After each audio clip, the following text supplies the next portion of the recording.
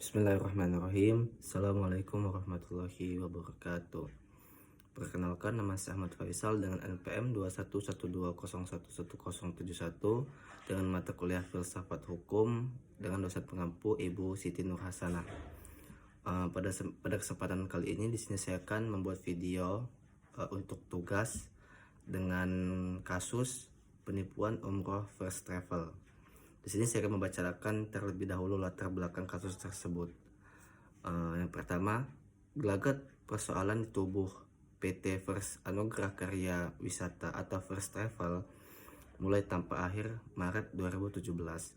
Perusahaan biro umroh itu gagal memberangkatkan jemaahnya. Jemaah umroh terpaksa diinapkan di sekitar Bandara Soekarno-Hatta. Semakin lama, jumlah calon jemaah yang gagal diberangkatkan terus bertambah.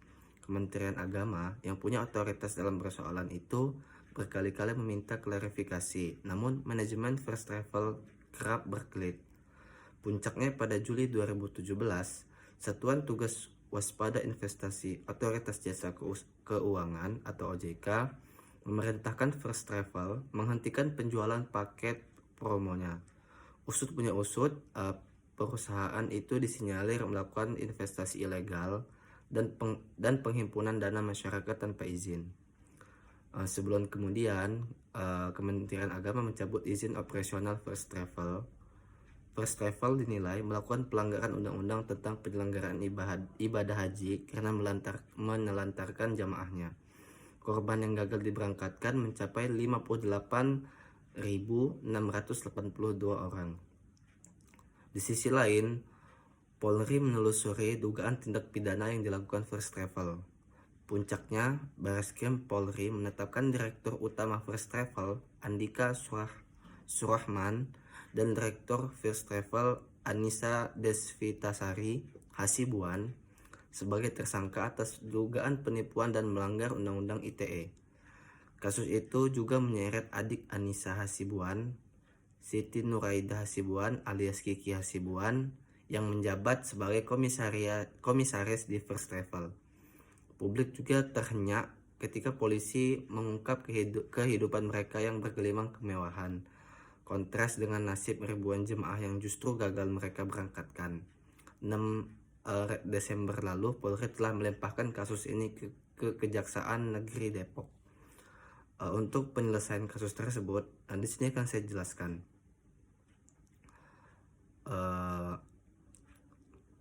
Pengurus harian Yayasan Lembaga Konsumen Indonesia (YLKI) Sularsi mengatakan bahwa penyelesaian kasus umroh First Travel akan menjadi contoh bagi kasus-kasus serupa di masa yang akan mendatang.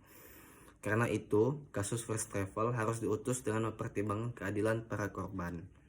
Bagaimana rasa keadilan bagi korban? Sudah uangnya diambil, pelaku diputus bersalah tetapi asetnya diambil negara, dan korban tidak mendapatkan apa-apa, kata Sulastri dalam diskusi dialektika demokrasi bertema ideal aset First Travel disita negara yang diadakan di Kompleks Parlemen Senayan, Jakarta pada Kamis 21 tahun 2011. Sularsi mengatakan putusan Mahkamah Agung bahwa aset First Travel disita negara bukan sebuah keputusan yang tepat. Pasalnya, dalam kasus tersebut tidak ada kerugian negara yang terjadi. Aset First Travel sejatinya adalah milik korban yang sudah membayar untuk umroh, tetapi tidak diberangkatkan oleh biro tersebut tanpa ada kepastian. Yang diinginkan para korban adalah mereka tetap bisa berangkat umroh. Itu yang tidak dipikirkan dalam putusan terhadap kasus First Travel, tuturnya. Sularsi mengatakan bahwa kasus First Travel telah diselesaikan secara pidana. Namun, ada hal yang masuk ke dalam ranah perdata yang seharusnya juga menjadi tanggung jawab Kementerian Agama. Sularsi mengatakan, jauh sebelum kasus First Travel mengemuka, YLKI sudah beberapa kali mengingatkan pemerintah melalui Kementerian Agama bahwa praktik yang dilakukan Biro Umroh bisa menjadi bom waktu. Masyarakat panjang waktu menunggu untuk bisa berhaji sehingga umroh menjadi pilihan.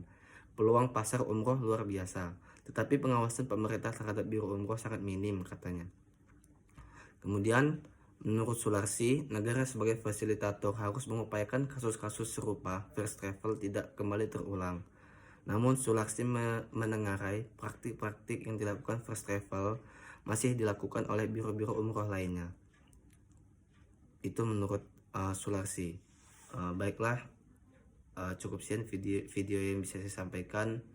Apabila ada kurang kata atau kesalahan dalam penyampaian, saya mohon maaf. Kepada Allah saya mohon ampun. Wabillahi taufiq wal hidayah. Assalamualaikum warahmatullahi wabarakatuh.